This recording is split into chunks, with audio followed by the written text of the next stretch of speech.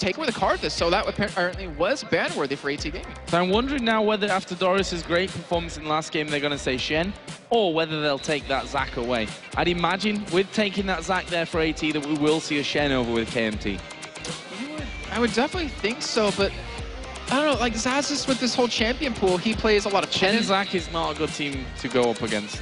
With Stan United on a flying Zac, that's scary. Throwing an Orianna on top of that? Yeah.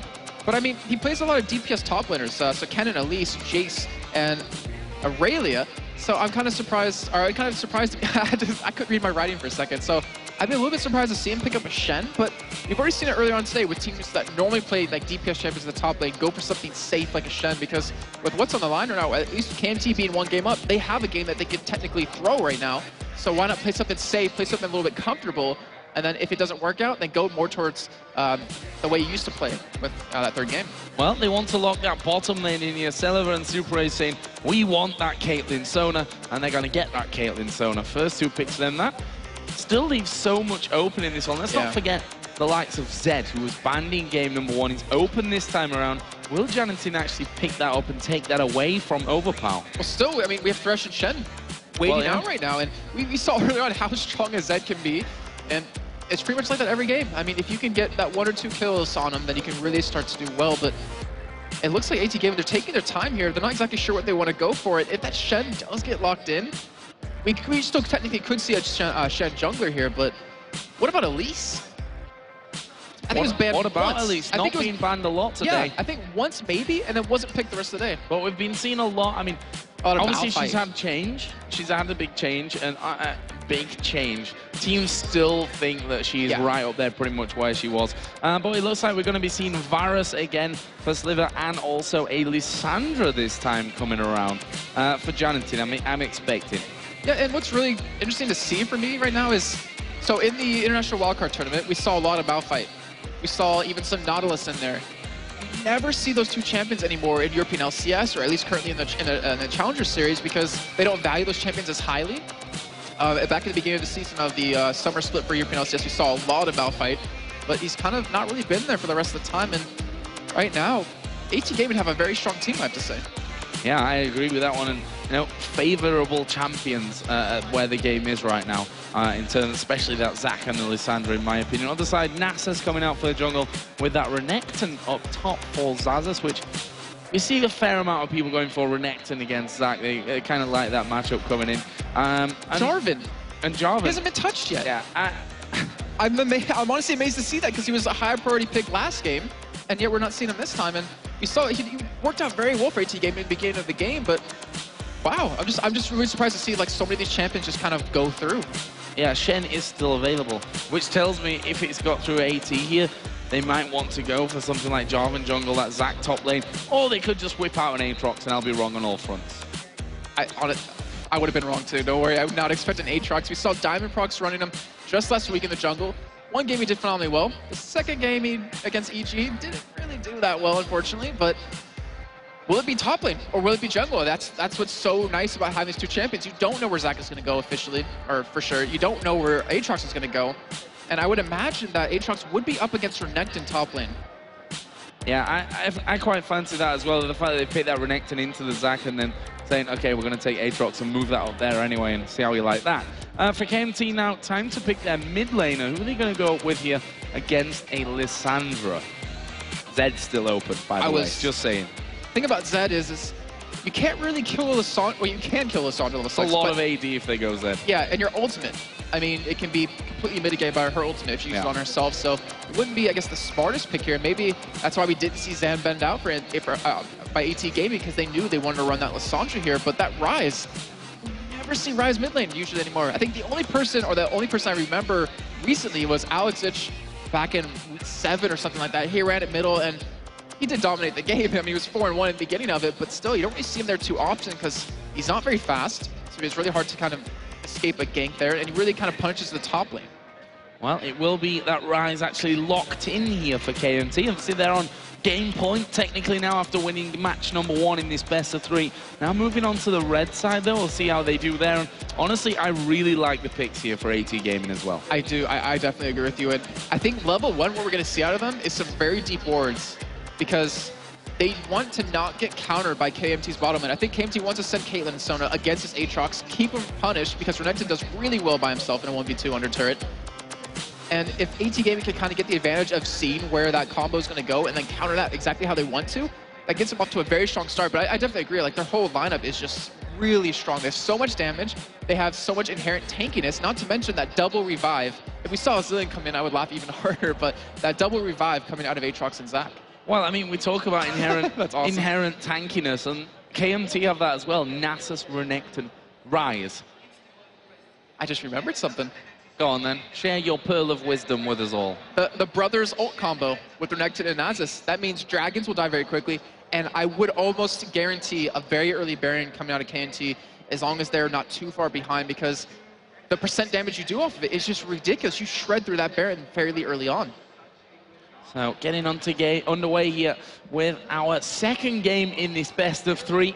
AT Gaming take on KMT. Over in the other semi-final, by the way, I just want to give you guys a little bit of an update. Copenhagen Wolves are currently 1-0 ahead against TCM, but right now they've just started their game. They're about 10 minutes in, and things pretty level in that one. So obviously the winner of this one will meet the winner of that game. Still could be a long way to go in this one, though, as if AT obviously win this, we'll go through into a third and final matchup to decide the winner of this semi-final. But here we go in game AT versus KMT. Can KMT close things out here in game 2? Well, only time's going to tell us. Hope they're around 30 minutes. We'll eventually find out here. And honestly, that'd be a big win for them. I'm trying to think back to the spring qualifiers, a promotion tournament, and the summer promotion tournament. And a Nexus was at the summer promotion tournament. Unfortunately, did not qualify, but I don't believe they were actually at the spring promotion tournament, if I'm not mistaken. But I mean, having another chance to get into the LCS is definitely what they're really working for here. And AT Gaming, they're trying to stop that, and they're trying to work for that themselves. But right now, we do see Xaxus stay on top of a ward, and this could be terrible for him. This could be really bad for him, and not sure that he knows that that is there. Judging by this position that he doesn't realize that, as Janitin and Doris are waiting just around the corner. Elastic slingshot coming in. If Janitin's actually got his W here, they could do a really, really good job. They've got 4 men basically waiting to dive right on top of him. If Janitin flashes and locks him up with a W, that could be incredibly bad. I think we would see a double jump. We would see Spike Knight and Doris both jump on top of him to knock him up consistently, and then that way Janitin can save his flash if they do want to chase him down here, as they're going to go for the engage. They're going to go for the engage, but Xaxus, well, all turned out to be a lot of nothing there. Just literally walked away from that one. They weren't able to get in there and do what they wanted to do, but 2 deep wards early on coming out here of AT Gaming. Right now, I'm trying to see if those lane swaps are actually going to happen. As, by the way, I don't think we mentioned, but we did actually have we did have a second switch with Doris and Spike Knight. So we do have Aatrox in the jungle, and it will be Zac in that top lane. And I want to see how well you can get this champion going, because you're so dependent on doing well early on. If you don't make that happen, then you're not going to really do much throughout the game. I mean, yeah, you'll just be a tank to soak up damage. You'll have your engage out of your Q, but you really need to get some early game ganks going off, because you can do some phenomenal damage. Well, both starting on the bottom sides of the jungle. Obviously, that means red for Spike Knight and the blue over for 760. Both of them going smiteless, of course, so that they can switch straight up onto the top side. Actually, Spike Knight taking a little bit longer to get his done. Nas is already well on his way up towards his other buff as well. This top lane, Xaxus versus Doris. Obviously, last time was they were doing a lot of damage to each other, I guess, technically over the game, but it only really got interesting once the junglers actually got involved up in this top lane. With a Zac Renekton, it's probably going to be a lot of the same here as well. Yeah, I don't think we're going to see really any kill potential happen at the top lane without the junglers. And if 760 does go towards that top side, he would be spotted by a ward, so it'd be in his best interest to kind of farm away. However, Spike Knight, he would not be spotted going top lane, so it looks like 760 will go there for the counter gank here. But he will be spotted, and this gives Spike Knight the opportunity. Do I want to counter gank this? Do I want to go through the lane and try to catch them? Or do I just want to back off? And with the attack speed slow with that Wither, if he did level up, which currently he does have 1 point in, then that would just pretty much destroy Spike Knight's DPS. Yeah, exactly, and that's something they've got to be really, really wary of. And in the end, they both decided, I think, nah, let's not fight for that one just yet. Let's get a bit more farm before we really get involved in these lanes. But again, Caitlyn, Sona, turns out to be a strong lane from overall. I mean, Varus versus Lulu, a wild growth thing that helps in lane, but on the other side, Crescendo, we know, how powerful that is if you hit the crescendo in the right place. It's stronger, in my opinion. It's going to be stronger overall than the wild growth coming down. And not to mention, just in the laning phase alone, Celaver likes to play really aggressive here, which we saw last game with his CS lead, with a constant harassing of Sliver. And with that Sony, he's going to have that sustain. He's going to have that potential escape mechanism at level 6, but right now, Spike Knight, he's coming for a gank in the bottom lane. He would not be spotted going into Tribush, however, he doesn't know this just yet. It looks like we will see that pink ward come down in that Tribush. And he realizes, oh, nothing's there, kind of wasted that pink, but if he can pick up this early kill with that red buff, with that blue buff on him, it will give him such a strong advantage in this game. Well, right now, just waiting to recall from this because honestly, KMT not really pushed out too far on that lane. And already, Celaver started to work up a bit of an advantage in terms of CS. Actually, it's going to come pretty much bang even by the time this wave has actually forced itself through. So, can't really break down too much of a difference in that one. In the top lane, Xaxus got the better of Doris at this stage.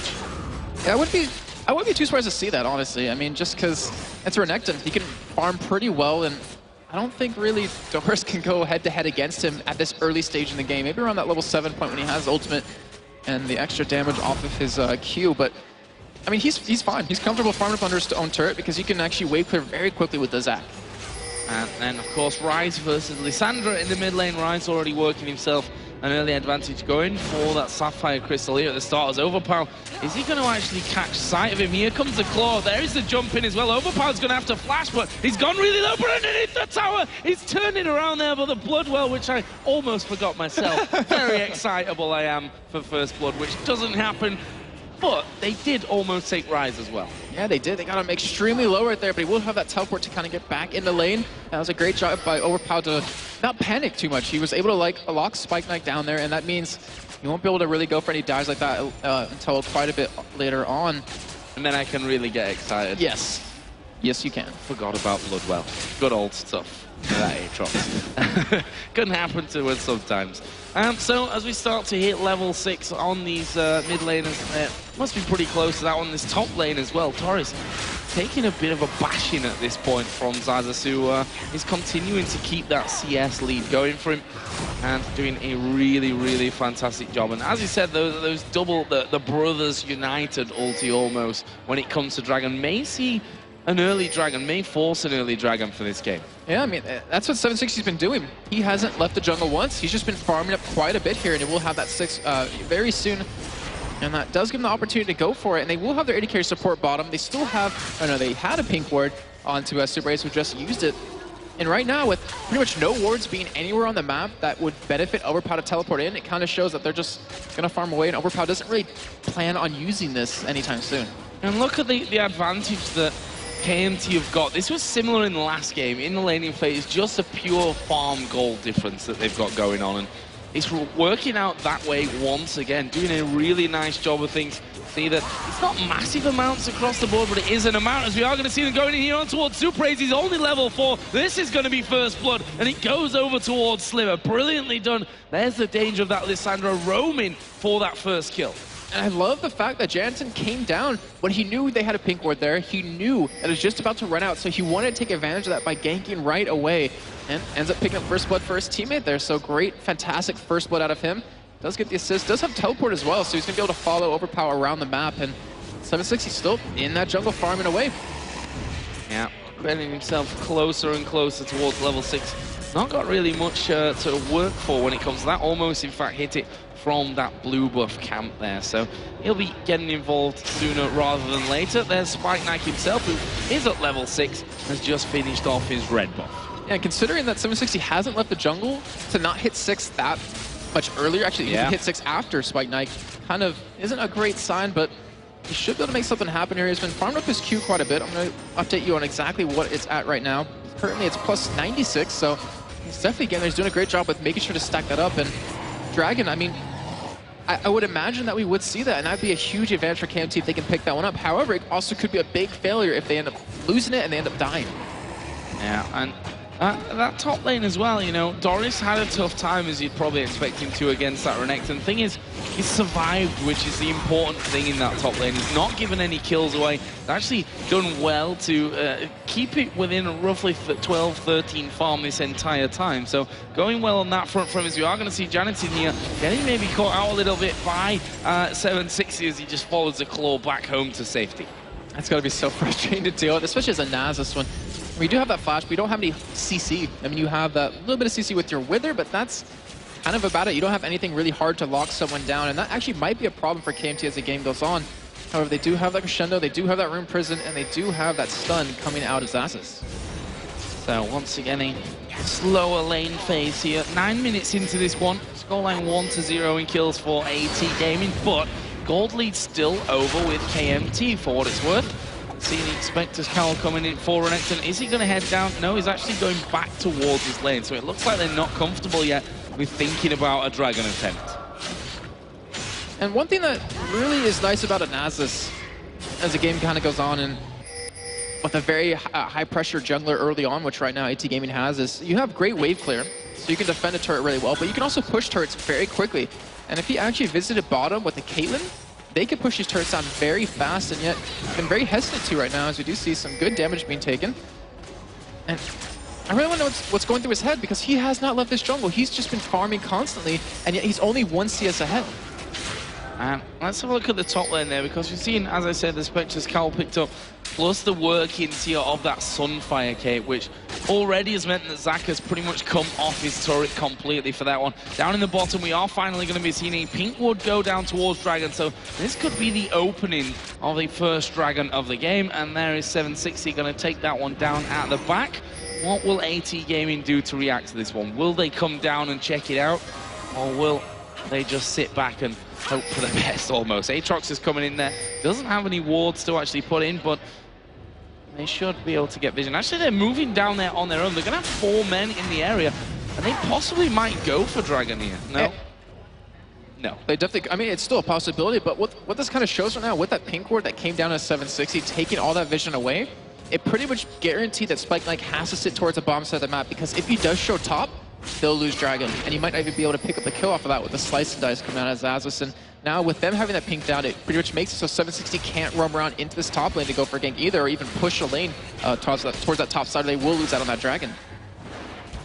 So just 200 gold separates these two teams. It's KMT, the leaders of this best of 3 so far, that have the CS lead in this one. We are going to see Celaver down the bottom, actually forced to use his cleanse here to get away from things, but will they be able to get away from the Lissandra? There's a lot of damage coming in. Celaver is going to fall from this one. He uses his barrier. Oh, Wild Growth coming in as well. He's still somehow alive from it. Actually will survive for now, but with Rise, with them all coming down onto this bottom lane, this is going to be a massacre for KMT. They pick up 3. It's going to be 4, but it's a triple kill for Sona.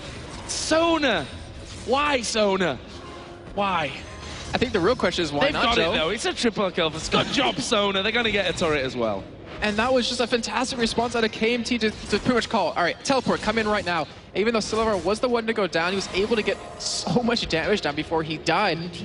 And we even saw Janitin, he ulted SuperAZE, and then he actually missed a Q on him, which I don't know if it would have been enough damage to take him down eventually, but I don't know, maybe that shows a little bit of nerves, and KMT coming out huge with that. They're going to be able to pick up Dragon off this as well, so 4 kills and a Dragon. It's just like what we saw previously with that Ace, Baron, Dragon, and a turret. Well, Sona might as well head back now and spend that 2,000 gold on a needs the large rod and just keep that killing spree going. I mean, that would be probably a different story for KMT even further if that was now a 3-0-3 rise, by the way, which would be pretty scary. But never mind. Kills are kills, and you can see what it gives them there. I mean, if you compare the 2 support items right now, that is a big bonus that he's got. I think the problem is that you can't compare them right now, because you have the Ruby Sight Stone, you have the Philo Stone, which currently Mille did not go for, and an Oracle 12 minutes in. That is a very, very early Oracle, and if he's going to pick that up and actually use it, they better make use of it, or else it's just a waste of 400 gold. Yeah, and he's actually just popped it there as well, so they're going to have to make plays with this Oracle. They've taken down that outer turret, which means that they've actually swapped over towards that mid lane right now as well. Also keeping up protection on this bottom lane with Rise going 2v1 now. Sorry, that ooh was a little bit weird, but with the Oracle, as we mentioned before, we're expecting potentially an early Baron coming out of KMT. That would give them the control of vision, and that would give them the ability to go for it here, and that might be the trick under their sleeve, because it's going to be up enough before that Baron spawns at 15 minutes, and right now they have that advantage. Ooh, that flash being blown, but they have the advantage to go for something like that. Well, we'll see if they actually end up going for it. I mean, Renekton obviously can come down from that top side. Right now, Nasus and Ryze just hammering away the farm down on this bottom lane. Obviously, Overpow does have that teleport, so he can get involved up there if needs be. And the thing is, with Caitlyn and Sona now mid lane, it kind of definitely shows that they're going to go for it, because they can't, Renekton and Nasus can't take it themselves, but if they have one more person there to help out, which would be Celaver, they'd easily be able to take that one down. And just like I said, Ryze doesn't have teleport up just yet, but he could potentially come up towards this Baron if he needs to, because it should be available by the time Baron spawns. Well, first thing he's got to do is make sure that his bottom turret doesn't actually go down in that 2v1 scenario. We can see the Spike Knight here headed towards that top side. There was a ward down, so spotted he would have been anyway. In the end, backs away, and also the bottom lane of AT Gaming has headed back as well. So possibly waiting and preparing for something that may appear in the near future from this. But now Sona cleared out a little bit there. And that 400 gold, it's nice when you've got it to spend it, but you have to wonder if they're going to be able to capitalize actually on that, because 400 gold at this stage of the game is worth a lot more than later on, as we are going to see here Doris taking some good damage. Nasus has not actually shown himself here, funnily enough. I believe he is on that ward. Like, you can no, see it's not in the brush, is it? I think it's on the very tip of it, so I think they can see him, but in the end, with this Oracle, they're trying to take away blue buff here, and they might be able to. Oh, and they are going to be able to. That was 760, just walked straight in there. Able to pick that one up with his, was it Smite? No, it wasn't. His Smite wasn't up. It was just his Q. He just walks in and Qs it and walks back out again. And that's really nicely done from him. Down in the bottom lane, Overpow actually being forced to flash there. I say forced to flash. I don't think it was really forced to flash. I don't think so either. I think that was just to make sure he doesn't die here. And right now, the Smite's going to do it very soon, and this is the time. Are we going to see that Baron come in, as right now KMT is trying to push his turret down, and I mentioned earlier, Nasus, very quick turret pusher, very strong, and can do some heavy damage to that turret, and right now there's no ward control out of AT Gaming on this Baron, so it's a very high possibility that's going to come in the next few minutes. Well, I'm not surprised there's no ward control with that Ruby Sightstone plus an Oracle over with Sona at this point in the game. No way in hell that they could actually try and contest for that ward control up on the top side of the map. But keep talking about this Baron, and I mean, they've not gone for it. That Oracle's going to be running out pretty soon. We've seen, though, a Sunfire Caitlyn picked up now and added in there for Renekton. That's going to give him that extra bonus. We see Rod of Ages plus that tier stacking already here for Ryze, and he's going to have to get down to this bottom lane if he wants to keep the turret alive. Yeah, it actually looks like they won't even go for Baron, as right now 7-6 is headed towards the bottom lane. So, I mean, we're kind of expecting it, but it's not something they necessarily need to go for right now with the lead they have. I think Dragon is at least more likely for them at this point in the game. But we do have a very tanky Renekton Xaxus. He's pretty much been unhindered in this top lane farm. We haven't really even seen Spike Knight come up towards him to gank him, and actually neither jungler's really been up there except 760 just recently. But over on the bottom lane, the AD carries, because this is really going to play a part in how this game goes. Right now you have Sliver, he has the Bloodthirster. Oh, Sliver is in trouble down on the bottom lane there, and well, they threw everything at him. The Wither came in. Chain of Corruption was thrown out for him, but that was a very defensive Chain of Corruption, and that's going to mean that is not up for this Dragon that'll be coming up pretty soon, I think. Not too far in the near future. We've also got the Infinity Edge in there for Celaver's Caitlyn, so generally things looking very, very good here for KMT. Nasus actually pushing out that bottom lane as well. And look at this, they're all starting to move up towards that mid lane, towards Baron area. This could be interesting. And it looks like if they know that they're not there, if they know that they've been able to push him back and gain ward control, then always an option, but they're still pretty low level. Like, it'd be really, really risky at this point. It definitely would, and I'm trying to think, is it worth going for something risky when you're already one game up, or is it worth playing passive and not potentially throwing away a lead that you've been able to build up over these 17 minutes? But Dragon will be spawning in about 30 seconds here.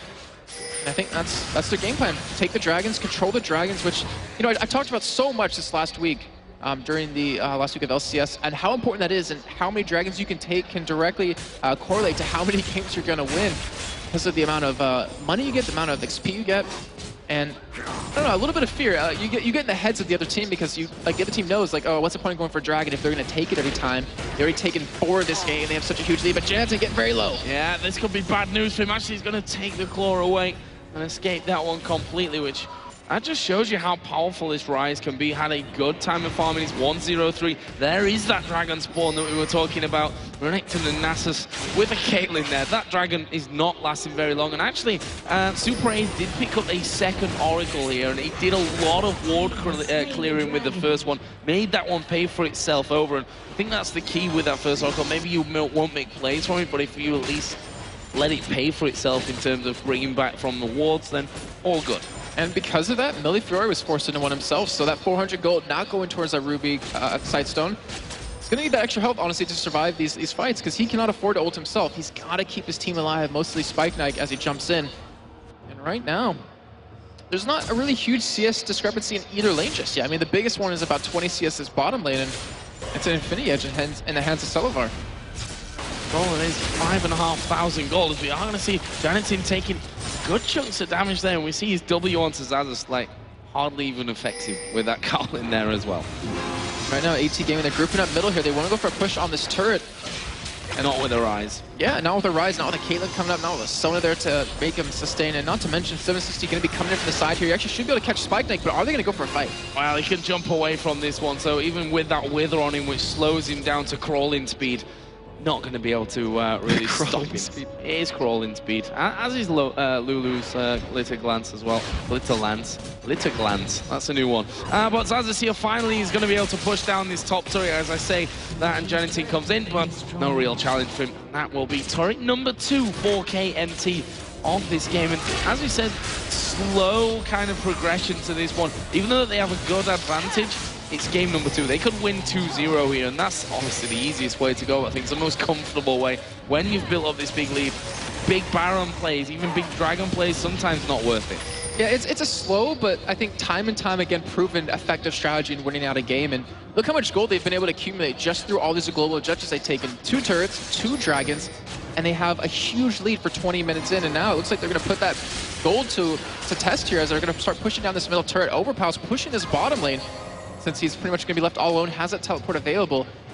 And right now, I mean, AT, they have to kind of respond. Do we want to fight middle?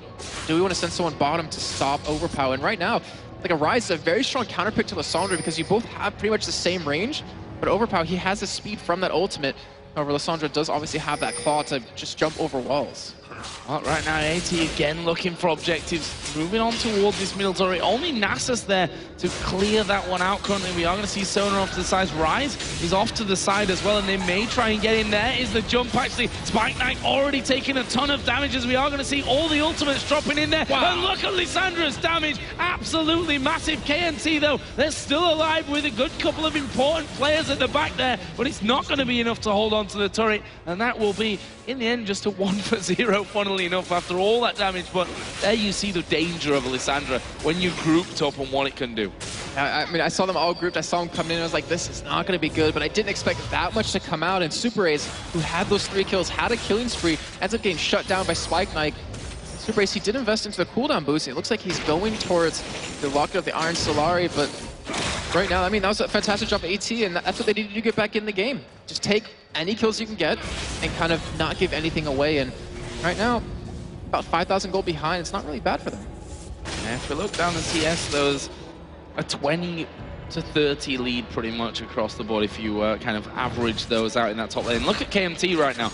And I don't understand this from AT Gaming's point of view. They've just taken the middle tower. KMT sent everyone mid just after that. And AT have backed completely away from it, just leaving that tower there for the taking. I remember you talked to, was it Ocelot about that? And he's like, you know, I really don't know why teams do that. That's really like smart to not back away and give up a free turret. And fortunately for AT Gaming, they do lose some middle. So in the end, it was just 1 kill they got. I mean, they had a nice advantage from taking that 1 turret and that 1 kill, but now it's pretty much been mitigated across the board. And right now, KMT just going back to farming. Yeah, back into that farming game, which they've done so well over the course of these last 2 games. See a bit of a war here between the supports, both with oracles on, trying to get things sorted on that front.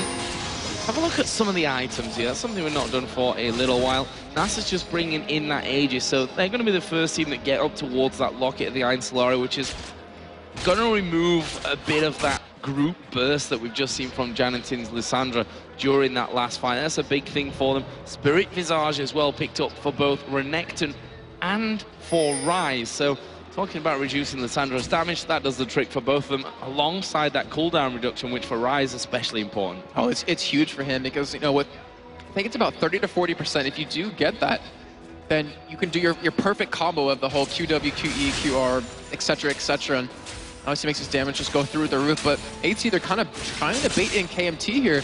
They do have control of that bush because we did see Mille Fiori invest into that Oracle. But right now, KMT, they're not falling for it. Why? They've played defensive pretty much with the lead up until now. I'm not sure why. All of a sudden, they'd end up face checking straight in towards that mid bush or going anywhere near that one. As such, AT realizing that, they will just back straight off. But KMT, in my opinion, need to be a little bit careful. I guess they're waiting for the next dragon to actually come up. They want to cement this lead even further. It's round about 7,000 gold now, which is 24 minutes in, a big lead for them. I mean, I'm not sure how much of a lead they want before they actually start putting on pressure and going for these objectives, but I think a dragon might just ping something in their brains to say, okay, guys, we have a big lead right now. We should start doing something with it. I think they're trying to use the allure of the dragon to bait AT Gaming into a fight. Like, they want to fight on that dragon because they don't feel comfortable pretty much forcing the fight themselves on AT side of the map. And team up right now here, and KMT, they're in position. However, AT Gaming just really isn't. We do have Janitin, though. He has his teleport, or he doesn't have a teleport available. It's going to be up really soon, but not in time for this dragon getting taken away. And that's a free dragon. That's a free global objectives for KMT, and they're going to be happy with that. Yeah, complete freebie. And that will, of course, only improve the gold standing tier for KMT. We've just seen Aatrox picking up a Spirit Visage of his own. Now, that's right now 3 in total in the game. It's showing pretty much what the cowl does for you. Yeah, and for the game, what it has done from that last patch. That item is just, it's just amazing. I mean, it was amazing before, but with the cowl, it makes it even better. And right now, I'm trying to think, as AT Gaming, you know, I always respect teams that go for these big plays, whether they're behind or not. And we've seen in LCS Lemon Dogs do that quite a bit, where they don't care if they're down, they still fight you, and it puts a little bit of it makes the other team afraid. I'm trying to think of the word, and it's not coming to mind, but it keeps there we go. That is the word I was looking for. It puts a little bit of fear in the other team, and it forces them to not be aggressive. But I mean, AT Gaming, they can't really afford to go for that because their LCS careers are kind of on the line here. Well, we say that, but in game number 1, you know, they got aced, then they had a fight, and they did the same back. So they still got that possibility. They've obviously got the coordination to be going for stuff like this, but right now, all around Baron, Ryze has teleport up, so he can pretty much push this bottom lane for free, and as long as those wards are in on the backside of things really go down. But look at this, AT actually trying to make a positional play right now and head up middle. They don't have minions with them, though, to kind of push this down, and they are not tanky enough to just face tank this turret, especially with Overpow having that teleport available to kind of get into this lane. And AT, they're just trying to find that crack in the defense that KMT has, and they're trying to exploit it. But right now, KMT are just not showing it. They're not giving them an opportunity to really take this game or take some sort of lead back.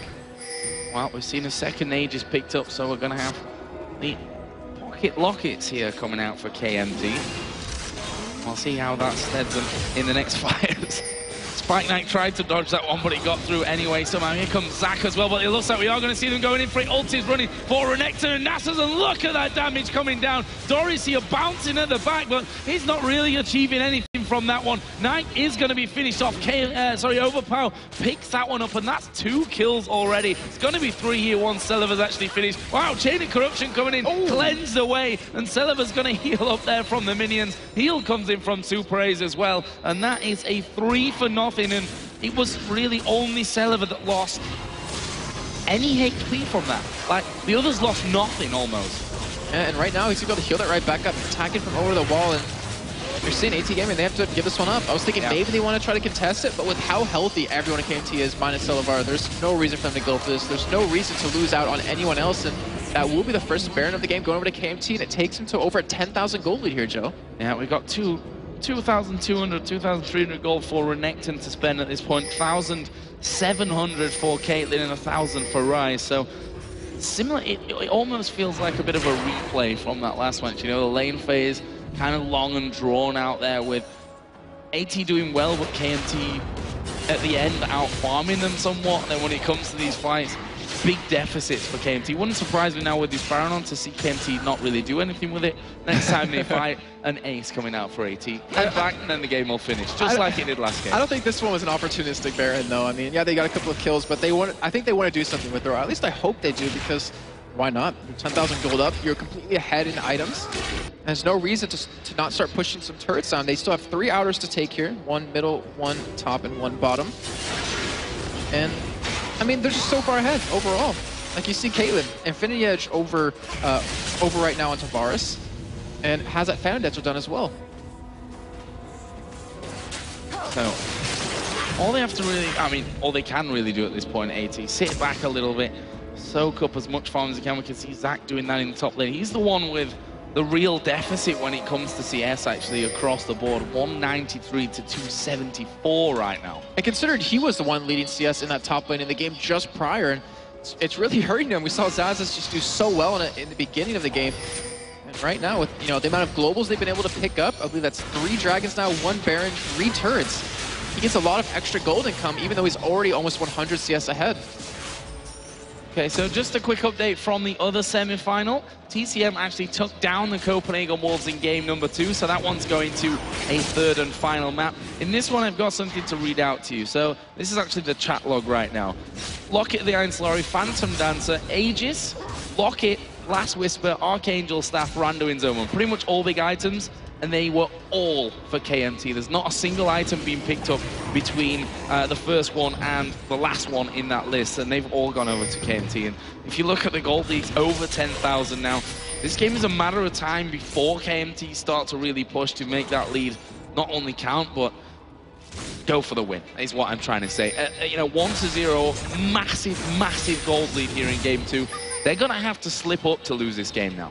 And all of those items were picked up in the last 3 minutes, like because of the fight, because of the Baron, because of the Dragons. And ATG just haven't been able to complete any major items to kind of counter that. We see right now, Janitin, he's working towards his Zonius. He's going to have it done actually very soon when he does go back.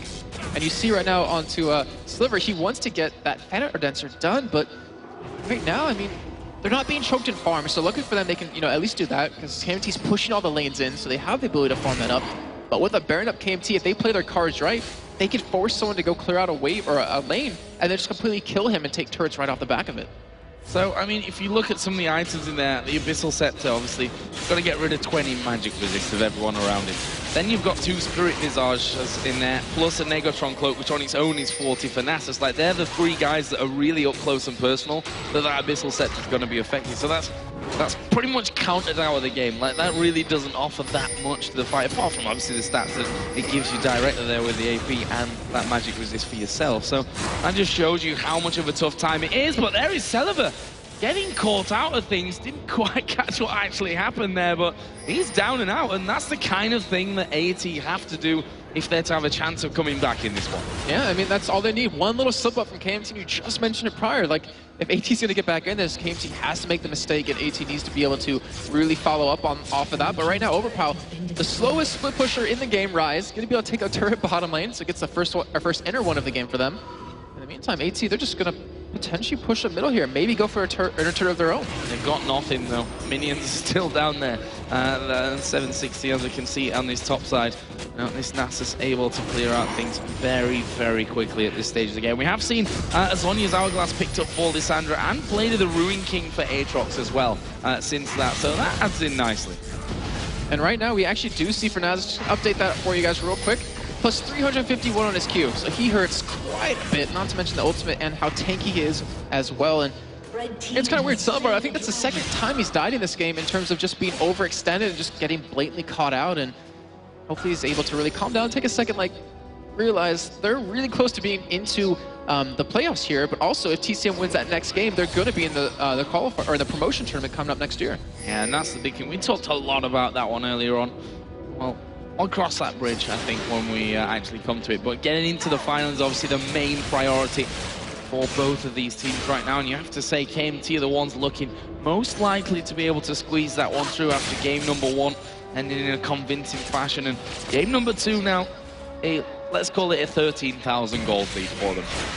It's a less convincing fashion, but they're still winning like equally the same, just because you haven't seen any real team fights break out. I mean, we have 13 kills in 33 minutes.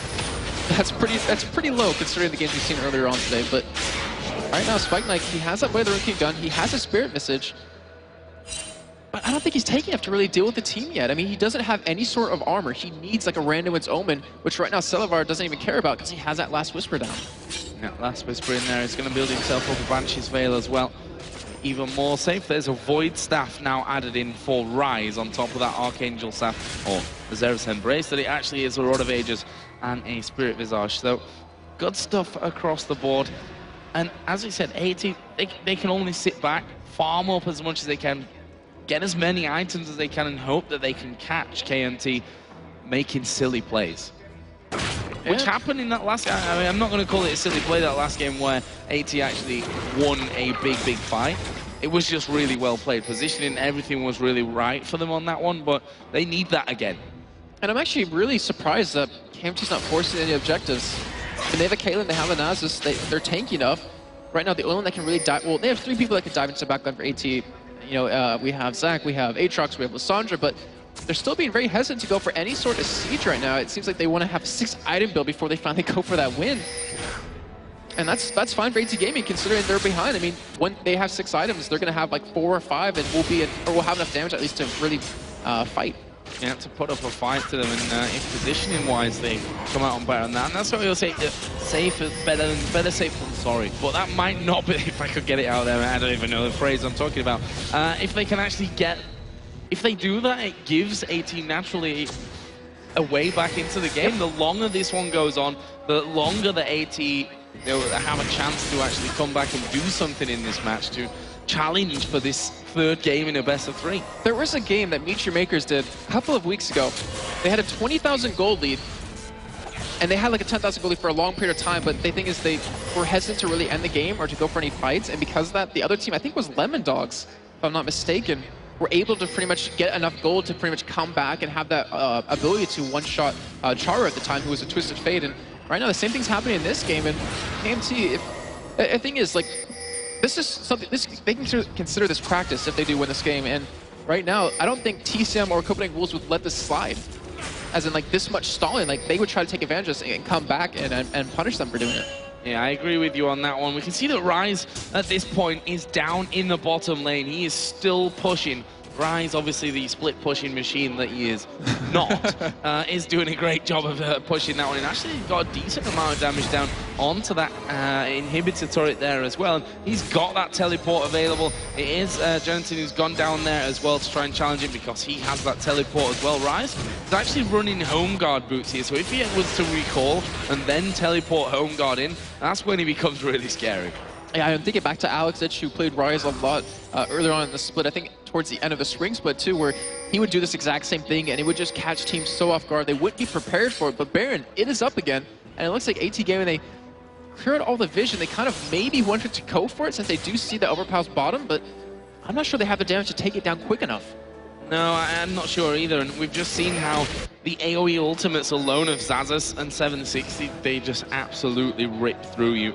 And you've got Rise, who's obviously going to burst down AoE style as well. So just overall, I think the team fights right now are not that good as Doris. Going to dive in here on towards Xaxus. He's going to get polymorph, but here comes his brother to help him out from this side. Celaver coming in as well. And look at Doris, down to half already. There is the support taking a focus as well. Going to wild growth himself here is Mille Fiori. I'm not sure that that's going to work out so well for him. There's a Let's Bounce going down at the back. We are going to see Spike Knight finally be falling down, but they want to focus here surely on the AD carry. They switch finally over to him. Already 3 men are dead. It's going to be 4 here in just a second. Actually, Slayer doing a really good job there to try and take down Xaxus in the end. Got him very, very low. And here finally comes Lissandra from the side, but Celaver going to be chasing down as well. Oh, great Lasagna's there. Last second, Piltover comes across though, and a cleanse flash coming out there for Celaver. They can finish the game right here. In fact, AT are calling good games already, and it will be KMT here to pick up this semi-final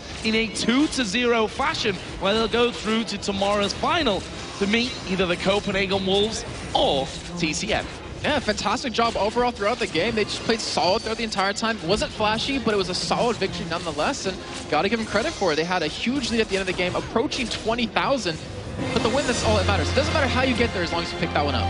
Yeah, you're definitely right on that. You can see there, KMT not looking too fazed by it. I don't actually see a smile even across their faces right now, but it doesn't really matter. Their sights are obviously set on that grand final here at this stage. And again, 12-5 in kills, 67 to 47,000 gold, like a 20k gold lead they had by the end of this 38-minute game. And by all rights, I think if they'd have fought early on, could have probably been over like 10 minutes earlier than it actually was. This, let's not beat around the bush, was a very one-sided 2-0. Yeah, it really was. I definitely have to agree. And now in Nexus, they're one step closer for their third try at qualifying for LCS. Next one's going to be obviously a little bit, next year right now. But you know, think about SK and think about Matchmakers watching this game. Is this a team that they might, or well, for at least SK, since Matchmakers doesn't get to choose, is this a game that they potentially, or a team they potentially want to go up against? I mean, they might have seen some weaknesses, they might have seen some strengths, and SK and the next team that we're going to find out, obviously, at the end of this week, we'll be looking at this and wondering, is this the team we want? Well, funnily enough, when we talk about the ending scoreboard there, most kills in the, not only on KMT side, but in the game overall were, of course, with SuperAZE, the Sona, the support player who grabbed that triple kill when we had the first big team fight down at the bottom. I think that slowed down the victory a little bit as well, because if those 3 kills would have sat on Rise and he was at 4-0-1 or whatever it was back then, that would have sped things up a lot. But on the same token, it allowed them to get a second locket in there, it allowed them to get early oracles, it allowed them to get that Ruby Sightstone earlier, and really control the map. Yeah, I mean, it was just kind of a slow victory that they just controlled the entire time. They just strangled KT as much as possible in terms of gold income. Eventually worked out for them as they had, just like you said before, a 20,000 gold lead at the end of the game. But right now, I mean, they just have to look forward to TCM and Copenhagen Wolves, who are going to be, I mean, not to be disrespectful, but are going to be on a different level than what we just saw out of AT Gaming. And they're going to have to really prepare for this over the course of a night. Yeah, and that's the real danger. They've got to pretty much run over to the other stage right now to watch that final game and then study the first 2 for that grand final tomorrow. But that's pretty much what we're going to let you guys do here as we switch over the stream